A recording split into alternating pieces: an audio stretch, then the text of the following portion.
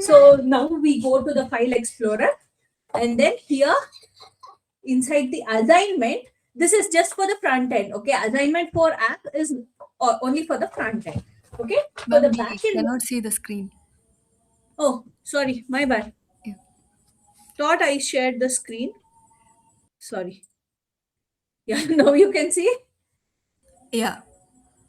Yeah. So for the back end, so the assignment for app was just the front end. Okay. So all our HTML, our JSX, everything is here.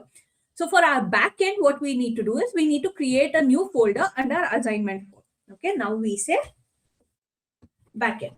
Okay. And here in the backend, we need to have some, how do you call it? Some technologies or dependencies we have that I will show you how to install it. So now what we do is we create another terminal here, and then we will just stop this for now, and then we will restart it. Okay. Okay. So now what we do is we navigate to the backend folder. Okay. So cd dot dot and then cd backend. Oh no, my bad. Assignment 4 and then backend. Here, what we are going to do is we are going to install a few mandatory dependencies. Okay. So for that, what we need to do in the first is we need to create a package.json file. How do we do it? We use the command npm init -y. pm init -y. Okay. Just keep looking at the folder, backend folder, and then you will know what exactly happens. Okay. So we will close all of these. These are not required for now. We'll just look at the backend. Okay. So here inside the backend, we have our package.json. So what package.json is, it tracks our file name, our version, and all the dependencies or the tools we will be using in our backend project. Okay. So now before we install, we need to verify if anything is installed. Like we need CORS, we need Express, we need MySQL 2 and Node daemon, everything like that. So what we do now is npm. We look at it using npm list. Okay. So here you can see there's nothing being installed.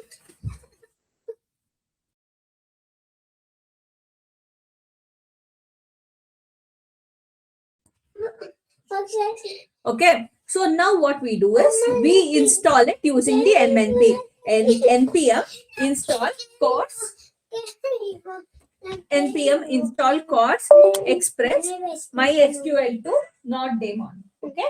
We are going to be using this. Okay.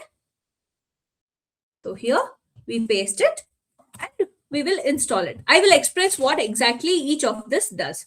Okay. So CORS helps us with how do you call it? Okay. CORS helps us with enabling front end and back end communication. Okay. So normally what happens is front end is connected with, front end needs to talk to back end in order to be able to retrieve data and store data. So in this version, CORS helps us do that. Okay. We don't need to write everything from scratch. CORS is all already existing. So we make use of that. Next comes the Express. As you can see here in our command, first one was CORS, next one is Express. So Express, what happens is it simplifies server-side API development. So we do not need to write 10 lines of code. Instead, if we just use Express, we can just write those 10 lines of code, for example, in a single line. So this helps simplification and better efficiently, developing a project. Next comes MySQL 2.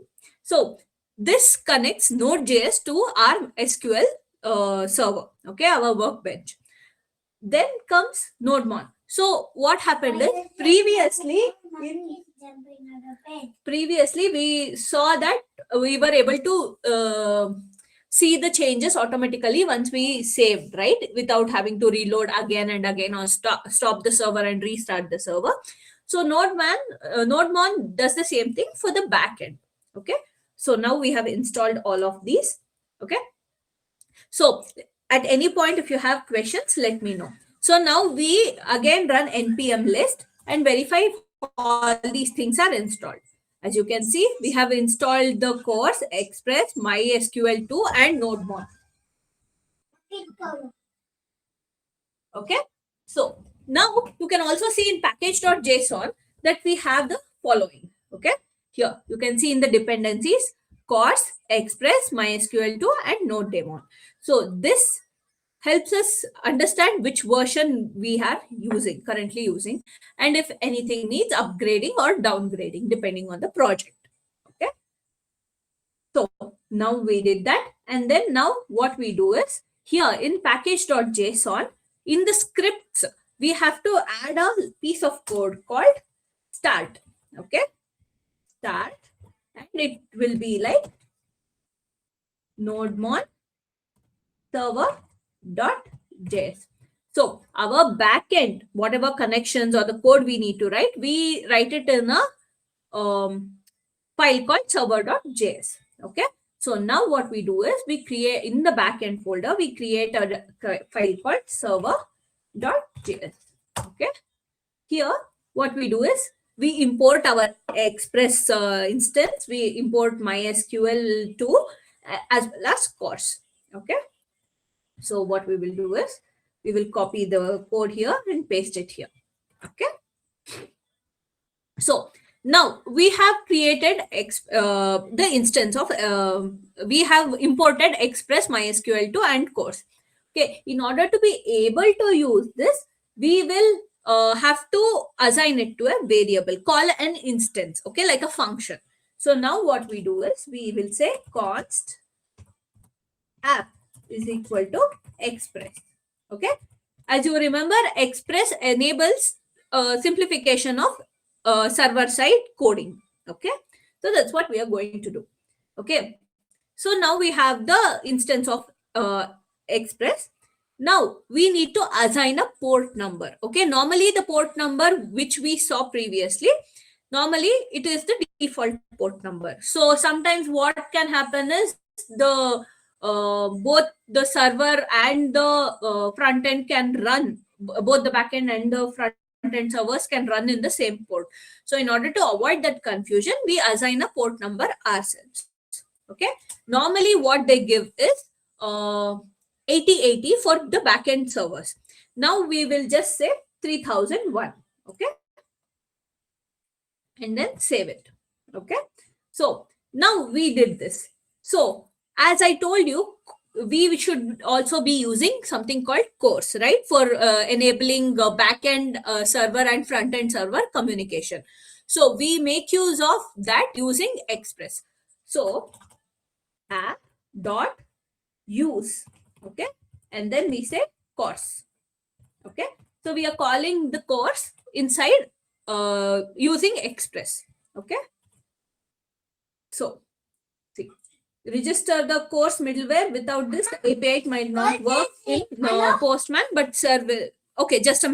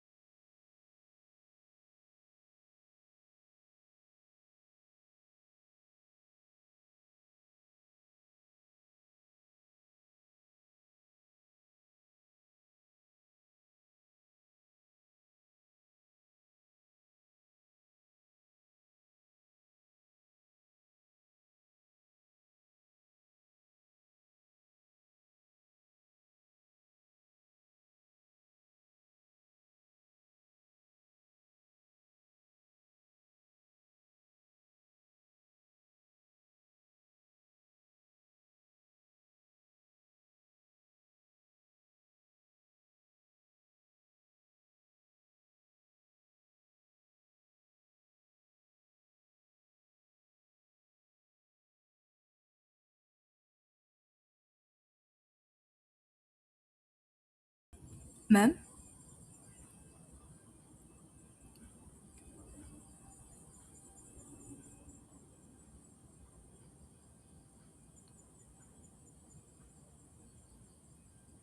Hello, ma'am?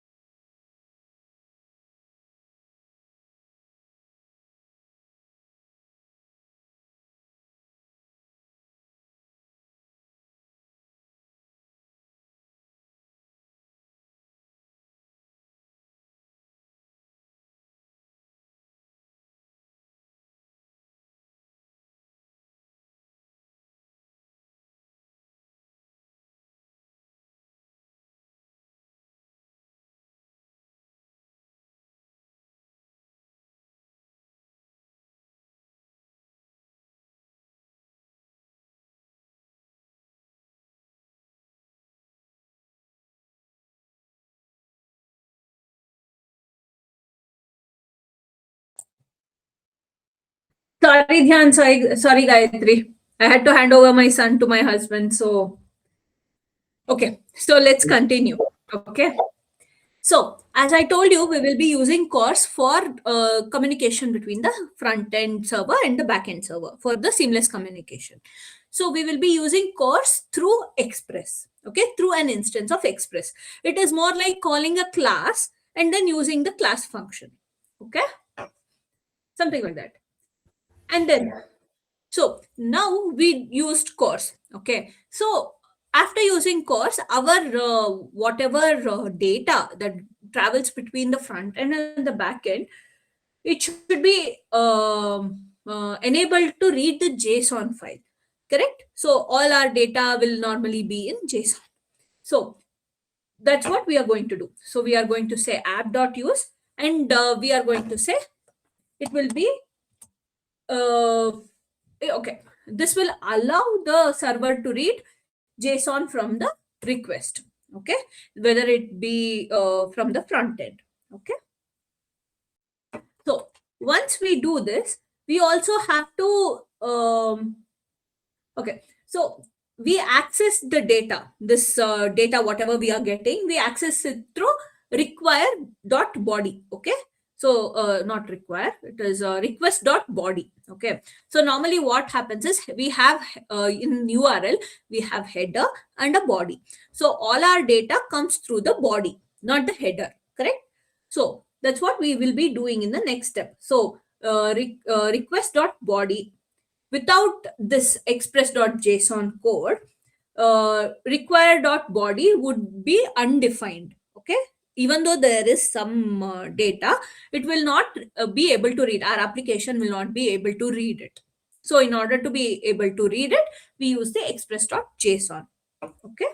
Now we will first, okay, now we what we will do is we will check if our route is working or not, okay. So if everything is working fine, so we create something called a test route. So we will say test root. Okay. So for that, what we do is we say app.get. Okay. So we have different functions, right? You have put, you have get, you have delete, all these requests that can happen through APIs. So dot get is what gives us the URL and the data in our website. So you remember our API. So that was achieved using get, okay, internally. Okay, all these things happened internally because there's already a source that is already incoming, and then we will be just using it here. So anything you want to view it, you always use app.get or get function. Okay. So here we will say a dummy thing. Okay. So we will say slash. Okay. And then what happens is we will, okay, get has two parameters. Okay. First is the path, which we say it can be slash home, slash dashboard, or whatever, so on and so forth. So we need to define where it happens. Okay. If you see our URLs, normally we will have right here. So if you see the GitHub, it will be like Mrudula Ravishankar Sangam 1. So this path is normally defined in server.js. Okay. So here we say slash, and then the second parameter is what needs to be done. So that is a function. Okay. So we will say function of, in function, there are two parameters, that is um, request and response. Okay. So you request something and you get response in return. That is how an API works, correct? Or a HTTP request works. So now we are going to pass a request, comma, and a response. Okay. For this, sorry, no, my bad. Okay. For this, we will just add a return statement stating return or return response dot JSON, and the response would be backend server is up and running. Okay. So if you go to this if you go to this URL, it will give you backend server is up and running statement on your web page. Okay. So now what we will do is we will start our server, backend server. Okay.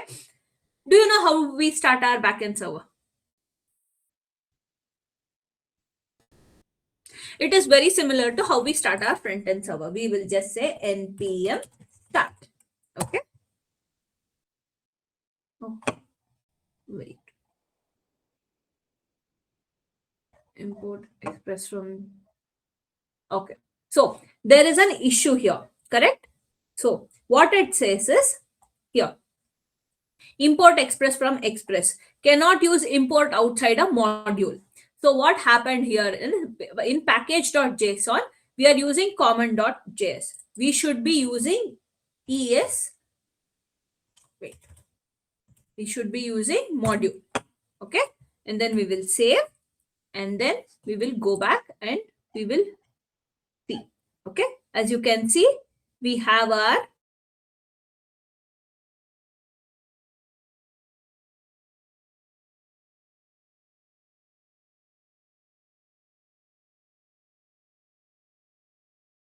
okay, and enter.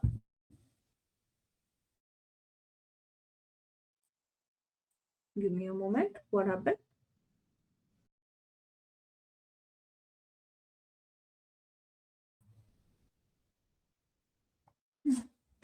This should work. Sorry. 3001 and slash. Okay. No, this is not happening. Wait. Health. We will save this. And then we will say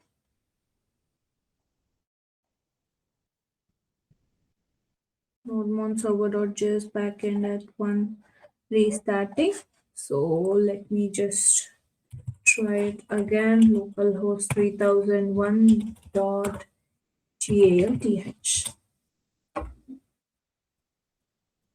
This is not working. Okay, why isn't it working? It should work.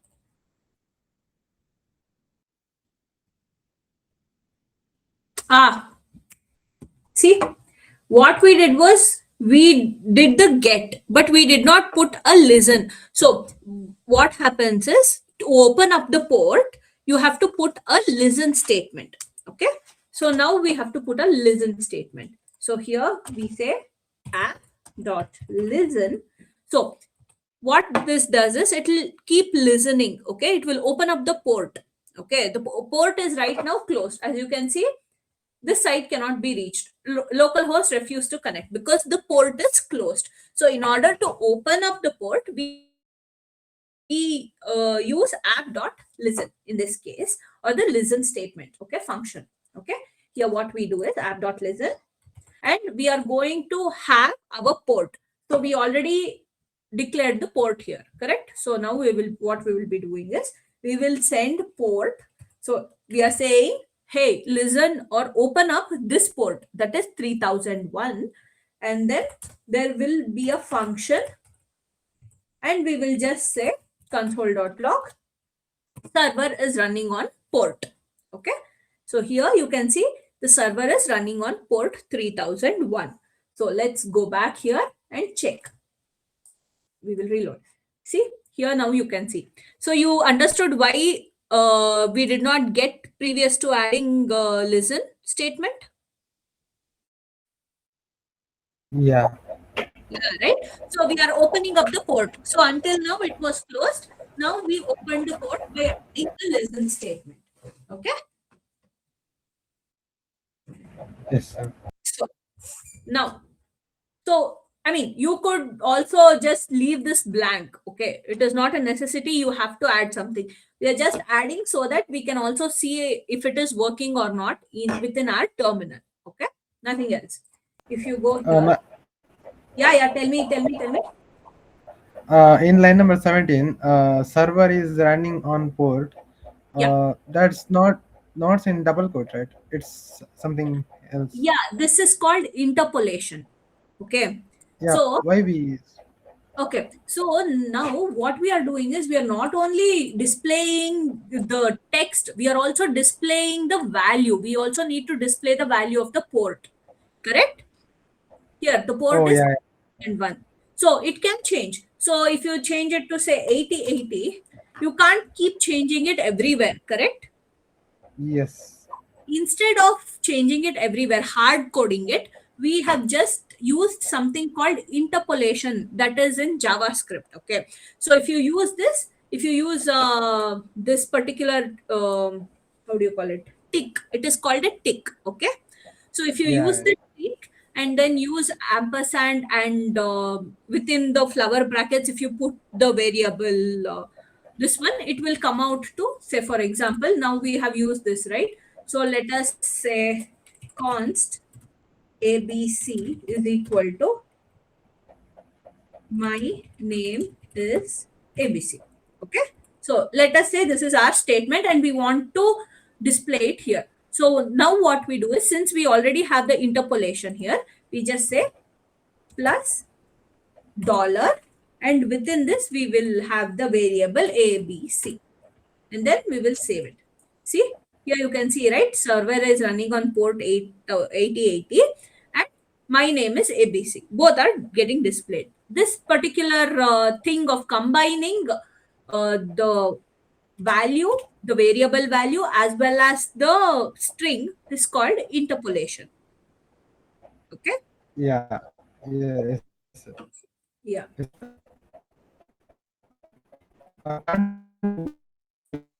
Yeah, Dhyan.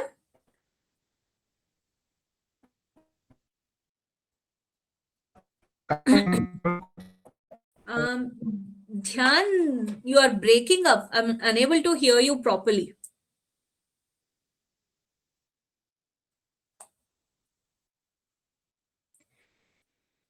Dhyan, if you have any questions, can you type it up in the chat, please?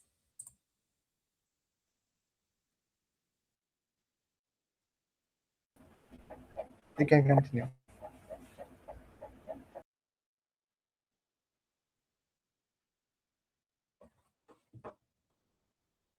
Dhyan, did you have any other okay. So so now we did the listen part. So we opened up our ports. Okay, it is now constantly listening for something. Okay, for the either the request or the response or something. Okay, now see, Express starts and tells it to listen for HTTP incoming requests. Okay, now we did the npm start and we are able to see our server. Okay, now next what we do is we did the creating schema in our SQL workbench. Correct? Here we did it, right? So event registration 3 was our this one, and we have the table here called users. My bad. Let me just delete this query and then say select rows and top 1000. Okay, we have everything. So now what we need to do is we need to add the database connection. So what we will do is we will have a variable called db, and then we will use our MySQL. Here we imported MySQL, right? We will use make use of that and create a connection. Okay, so we will copy this and we will paste it just before the test route. Okay, here db connection. Okay, all these comments are very important. Okay, so for the normally what they do is any function with which you write, they give a definition in the comments. Okay, what a function does. Okay, so this helps a junior developer or a first time user to understand what represents, what it represents, what how does it calculate. For example, it will do everything. Okay, the comments is a abstract version of what the following set of commands will do. Okay, so here our host name is local, the username is root. Okay, and I haven't given any password, so it will be a blank. And then the schema name, you remember the schema name? Our schema name here was just a moment, it was event rig. Correct? So we will say event rig. We will copy this. Okay, and then we will save it. Okay, save this, and our port needs to be changed to 8080 here. Okay, because we changed the port name 8080. Okay, my bad.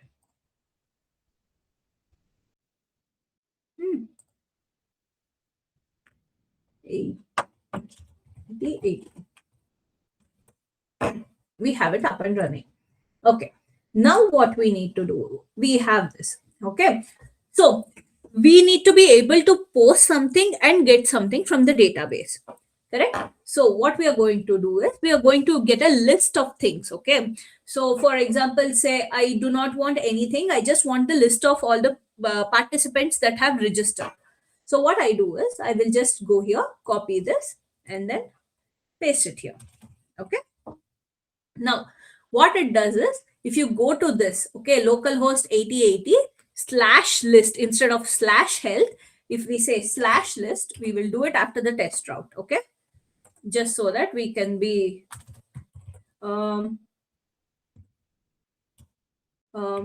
get data from database. Okay, so we will say app.get list, the function select star from event database, or this is not event database registration, this is from users. Okay, our table was named users right here, so we are going to use the table name here. Okay, and then db.query, so we are going to query it, and then if everything is fine and if we get the result, it will give us the actual list of all the data. Else it is go if error. Okay, else if there is any error, then it will give us the error. Okay, so we will save this for now. Okay, and then we will go back here and change this from health to list. Okay, we have a empty list. Correct? We do not have any inputs here, so our list is still empty. Okay, so if let me show you something. Okay, let us say it is users one. Okay, the table users one does not exist. So what happens if you select the wrong table? Let us see. See, it says error. It is an error, correct? Users one table is not there. So it will give us an error saying no such table. Okay. So now we will change it back and we will save it, and then we will refresh this, and then we have our empty list. So any questions? No? Okay. Then what we will do is we are trying to extract the information. We are telling our API to get the information. So after this, we need to put the information as well. So what we are going to do is we are going to use something called post function. So post function saves the data from the front end to the back end. So here you can see, right? App.post / register. So if you're going to use / register, then it is a post. Okay. And then insert into, it is not event registration anymore. It is users. Okay. Posting data to database. And we will say this one. Okay. Oh my God. We copied the wrong one. We will copy this. We'll paste it here. We will paste it here. Okay. We will go back. This is not event registration database. This is users. Insert into use into user and save. Okay. So it is going to take participant name, event date, and insert it to users table. Okay. Now, where will it get the values from? The values will be in request.body. So all the things that we used will be in the body. Okay, all the information. So that is what it is saying. And it is going to run the query. If it is successful, then it will give us this one. Okay, wait.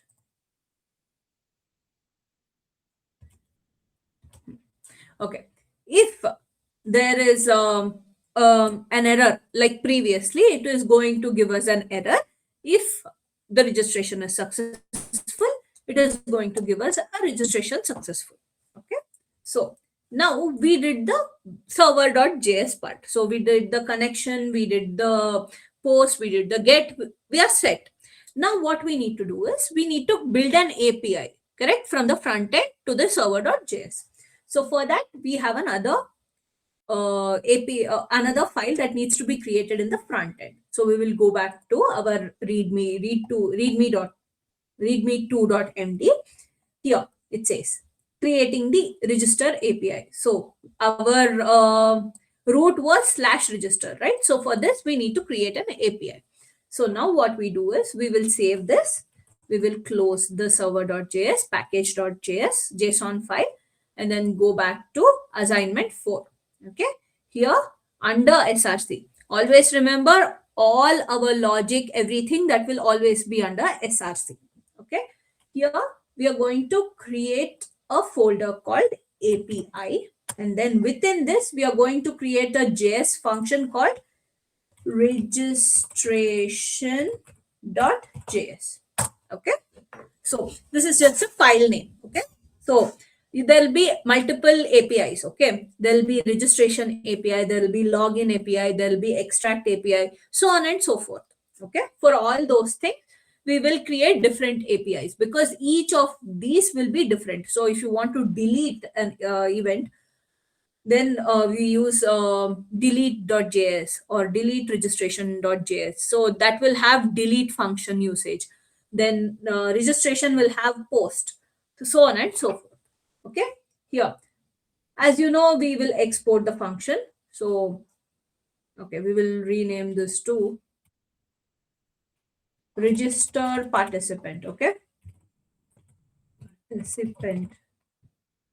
Okay. .js, and then we will copy this here and then paste it here.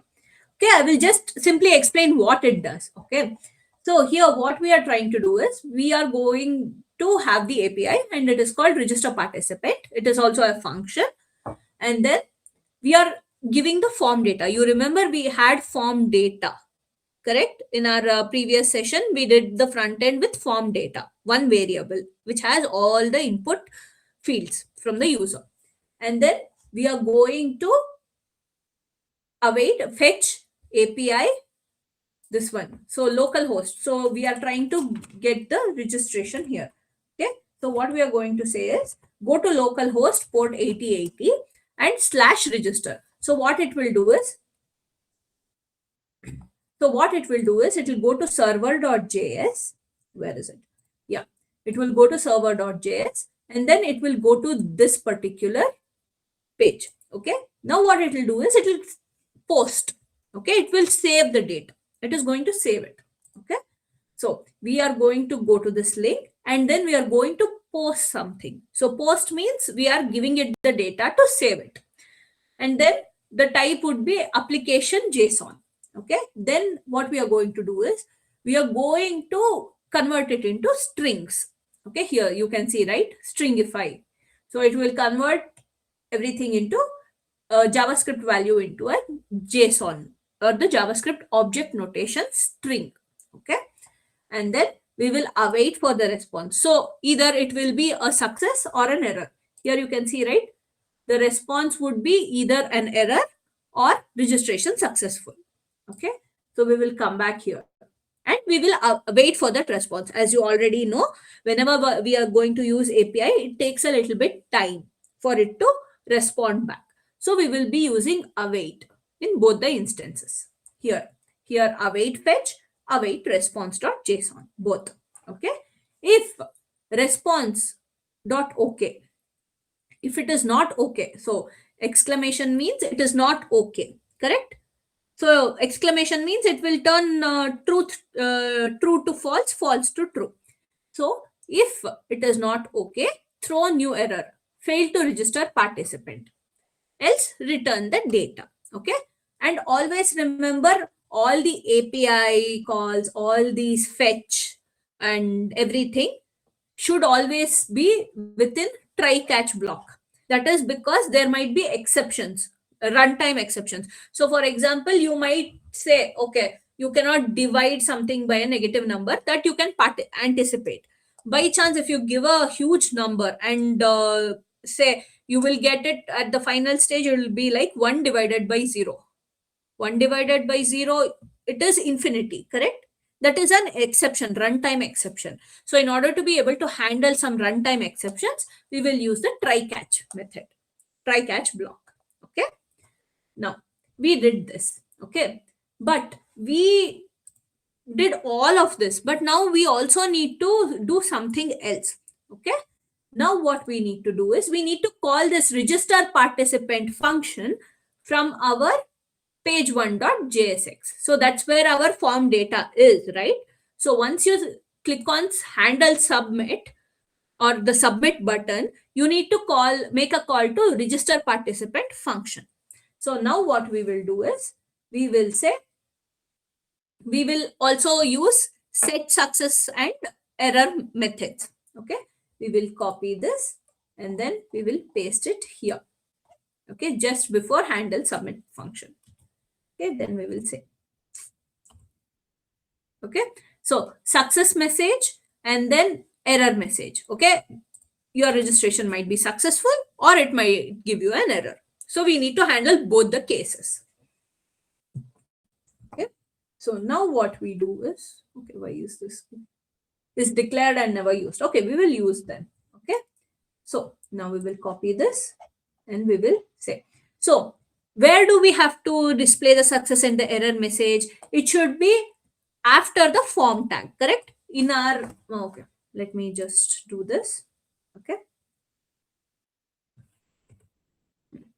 CD assignment for npm start. What happened?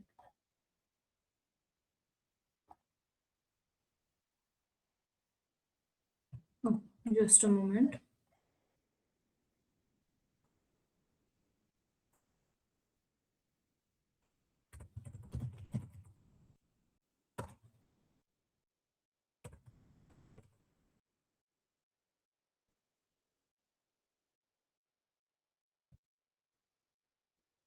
Okay, we will just go back here to package.json and see.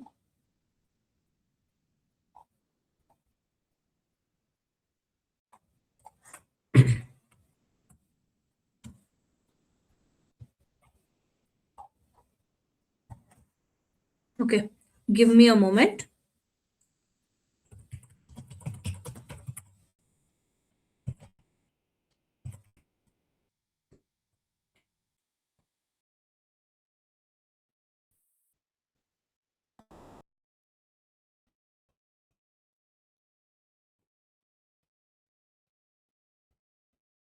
Okay, let me try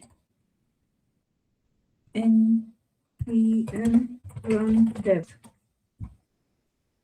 Yeah, now we have it.